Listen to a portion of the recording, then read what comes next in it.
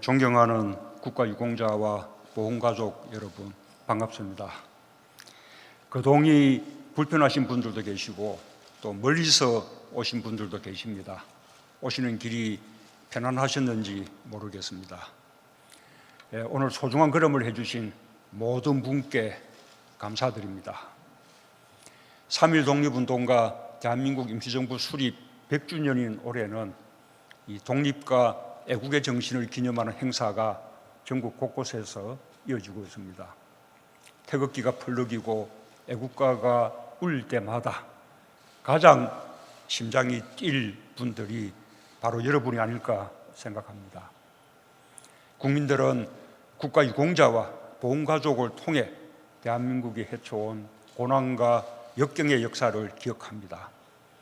우리는 식민지에서 독립을 쟁취했고 참혹한 전쟁에서 자유와 평화를 지켰습니다. 가난과 독재에서 벗어나 경제발전과 민주화를 이루어냈습니다. 기적이란 말로 우리 국민들이 함께 자부심을 가져도 좋을 위대한 성취입니다. 하지만 우리는 그 기적의 뿌리가 된 수많은 사람들의 땀과 눈물을 결코 잊을 수 없습니다. 대한민국의 오늘을 있게 한 국가유공자들의 희생과 헌신에 경의를 표하고 사랑하는 가족을 떠나보낸 슬픔을 감내하면서 그 뜻을 이어 애국의 마음을 지켜오신 유가족 여러분께 깊은 위로와 존경의 마음을 바칩니다. 국가유공자는 국가가 위기에 처하고 국민의 생명과 안전이 위협받을 때 자신의 모든 것을 바친 분들입니다. 국가유공자와 가족에 대한 보상과 예우는 개인을 넘어 공동체의 품위를 높이고 국가 스스로의 가치를 증명하는 일입니다.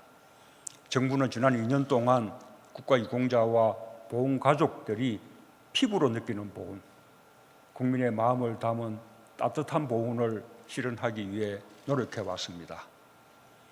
그런데 정부의 노력에 더해 국가유공자들께서도 스스로 보훈을 실천해 주셨습니다.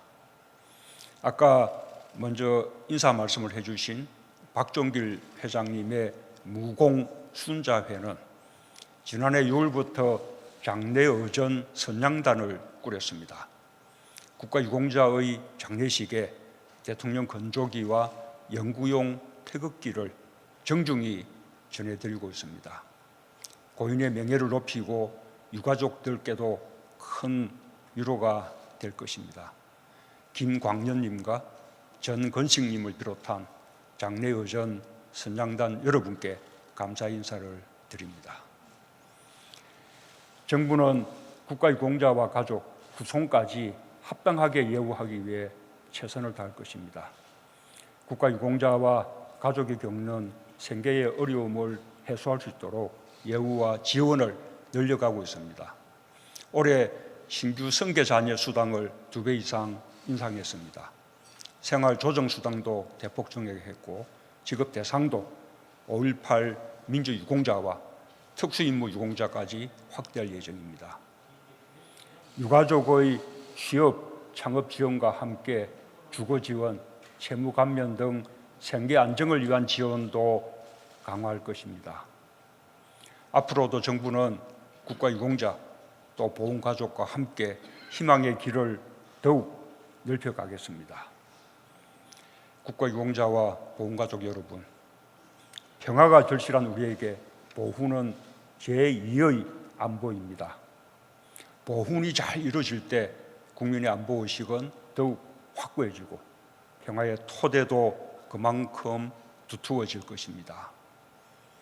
이 자리에는 국가를 수호하다가 희생하신 분들의 유족들, 또 국민의 생명을 보호하다 순직한 분들의 유족들이 함께하고 계십니다. 지금 이 시간에도 유공자들의 자랑스러운 후배 군인, 경찰, 소방공무원이 국민의 생명과 재산을 지키기 위해 땀 흘리고 있습니다. 국가는 복무 중의 장애로 고통받고 있는 상위자와 가족들이 용기와 희망을 가질 수 있도록 도와줄 의무가 있습니다.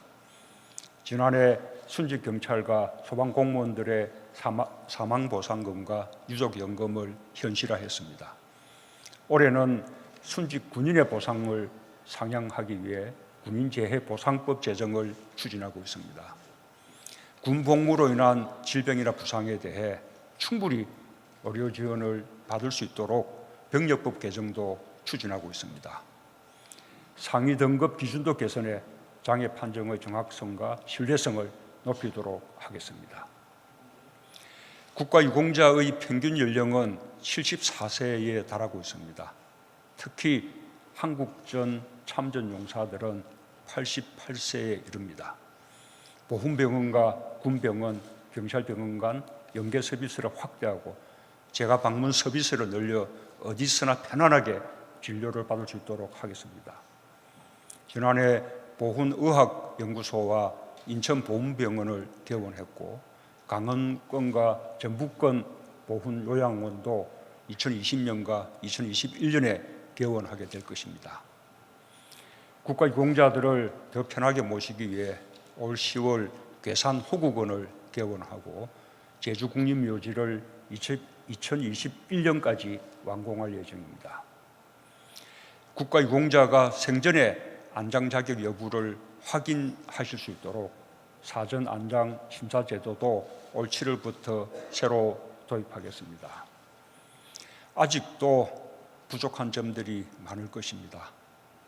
국가유공자들이 우리 곁에 계실 때 국가가 할 수 있는 보상과 예우를 다 할 수 있도록 제도를 개선하고 예산을 투입하여 국가유공자와 보훈가족의 마음을 보듬는 정부가 되겠습니다.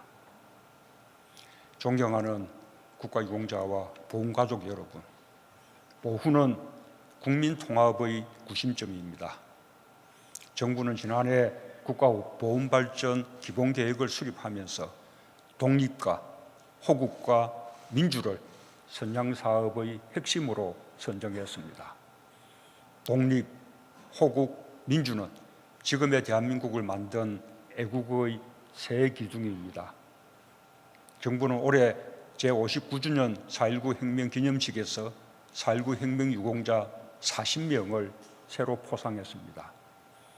2012년 이후 7년 만에 이루어진 포상이었습니다.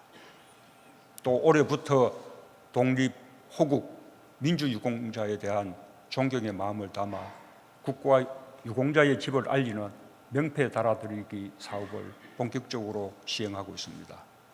가족에게도 명예가 되고 지역사회에도 자랑이 될 것이라고 믿습니다. 100년 전 평범한 사람들이 독립군이 되고 광복군이 되었습니다.